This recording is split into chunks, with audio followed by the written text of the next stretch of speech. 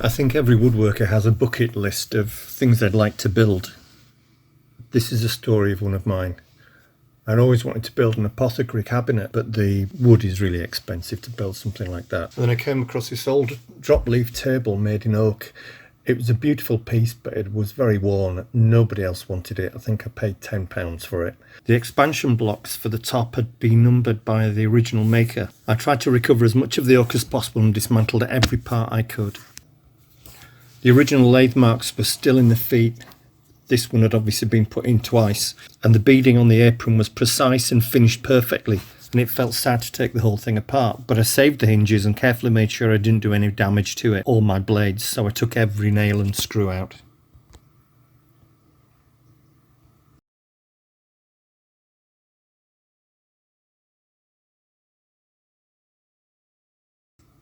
I planed the top to remove the finish, and as the weather was good I took my time enjoying the process. Even the underside was smooth already from the original build.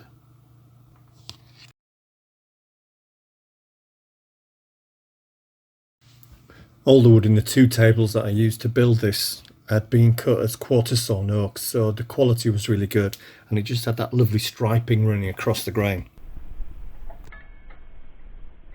I do tend to change blades quite often for different jobs, and this is a brand new ripping blade. I thought I needed something really sharp to go through this oak because it was so hard. I drew up a cutting list because I had worked out there would be just enough oak for the cabinet, using any reclaimed wood and offcuts from other jobs. I did have to add a length of wood to one of the table leaves to make it wide enough for one of the cabinet sides, and I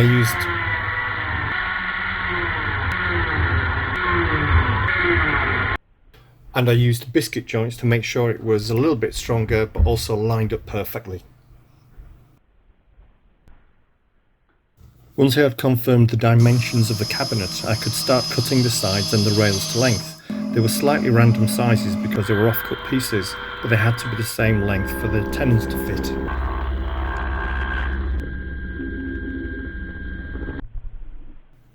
I nibbled away the tenons on the table saw to make sure that they fit perfectly, just kind of creeping up to the size that I wanted.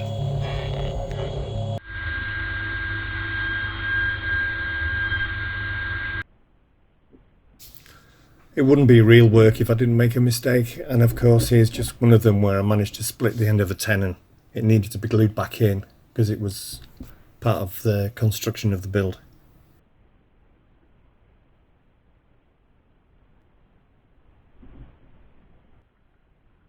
And here I'm marking off as precisely as possible where the mortises are going to be cut into the wood.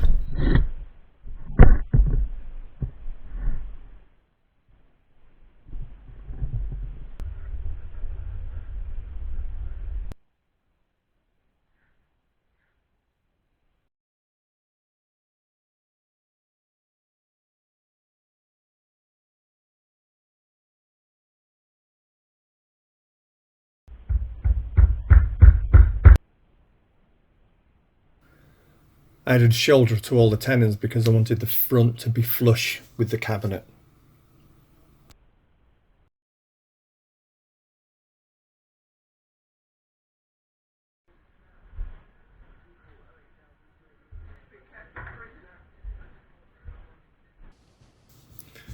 CAD-CAM looks great, but I'm very old school.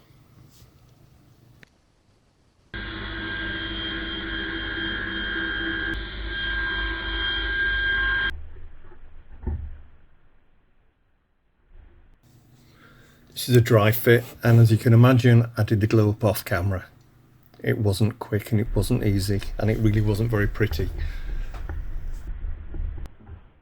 I wanted to make sure that all the sharp edges were just broken off, so there's quite a bit of sanding, and to make sure that all of the joints were smooth.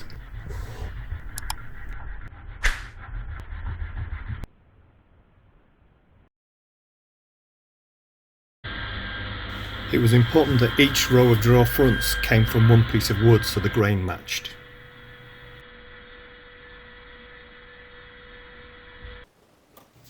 And here I'm labelling them all by number so I know exactly which one goes where.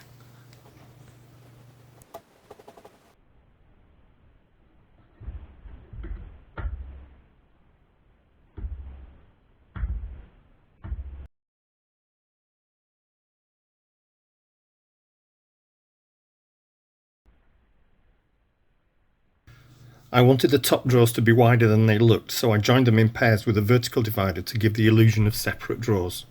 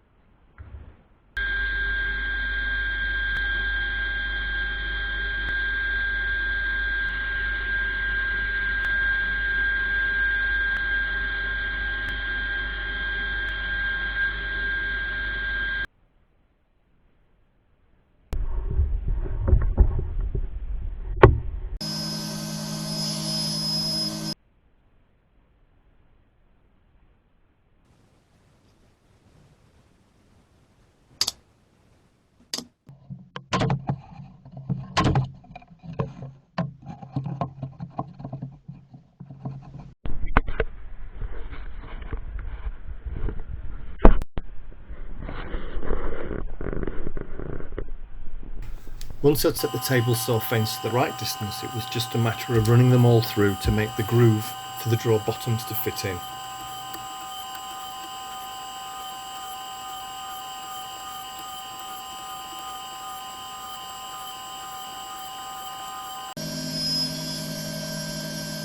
After that, just sneak up on the cut to make sure that I can get the drawer bottoms in.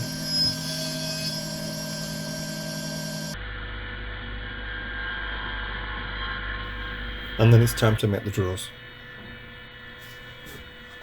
I used cheaper 18mm ply to make the rest of the drawers, but I didn't want the end showing. I'm not a real fan of that look, and with a good quality oak it didn't seem to go right, so I've put some facing pieces on the top so when the drawer opens it just looks like oak or pine all the way through.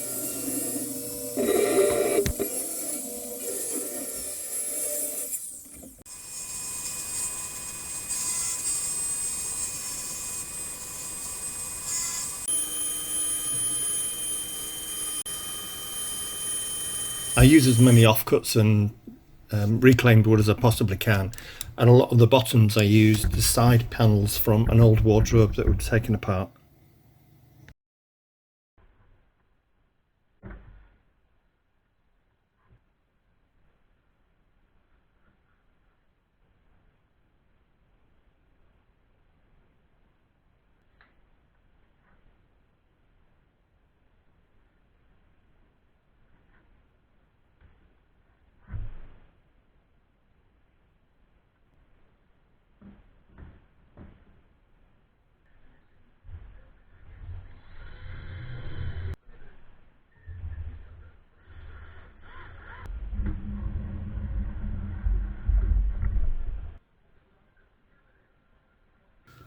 To all the oak that could be seen, I added 2 coats of teak wood oil to hydrate the wood, then finished with 2 coats of furniture wax. They added depth but kept the oak its original raw wood colour and tone.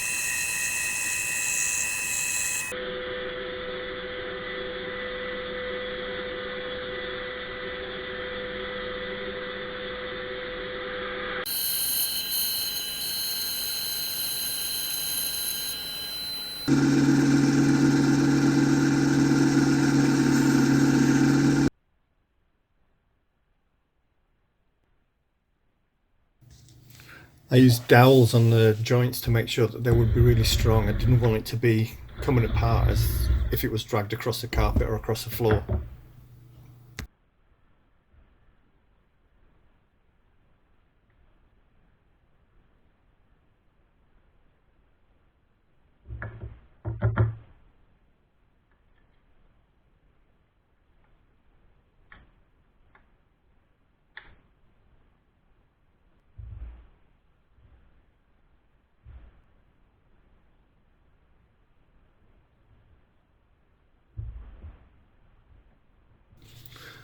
being very cautious here because the first foot I put on, I didn't drill one of the holes for the dowels deep enough, and even hitting it with a mallet didn't help, so I had to take the whole thing apart and re-drill it.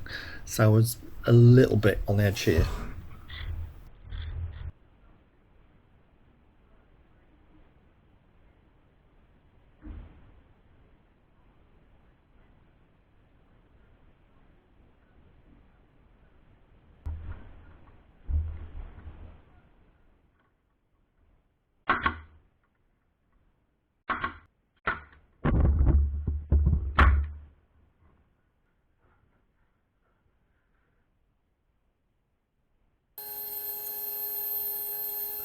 And then it was time to finish the top.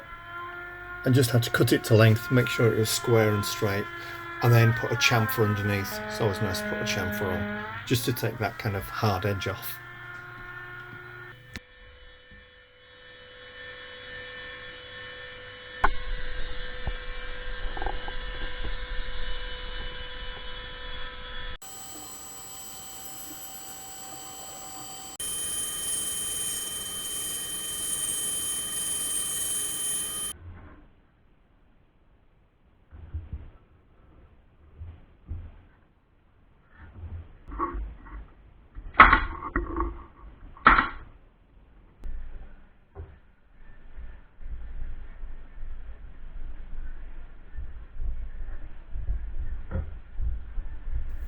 And that was it.